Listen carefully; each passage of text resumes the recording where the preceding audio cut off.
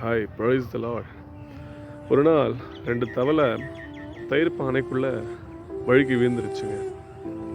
அந்த பானையிலேருந்து தப்பித்து தங்கள் ஜீவனை காப்பாற்றி கொள்ள அந்த 2 தவளையும் எத்தனையோ முயற்சி பண்ணியும் அவங்களால் அதுலேருந்து வெளியில் வர முடியல. அதில் ஒரு தவளை தன் முயற்சியை கைவிட்டு சோர்ந்து போய் அந்த தயிர் பானைக்குள்ளேயே தன்னுடைய ஜீவனை விட்டுடுச்சு. ஆனால் இன்னொரு தவளையோ தன்னுடைய முயற்சியை கைவிடாமல் தொடர்ந்து தன்னுடைய 2 பரப்பின கைகளால் அடித்து இது மேலே வர முயற்சி பண்ண தயிர் பானைக்குள்ளேருந்து வெண்ணெய் திரண்டு வர ஆரம்பிச்சிச்சு.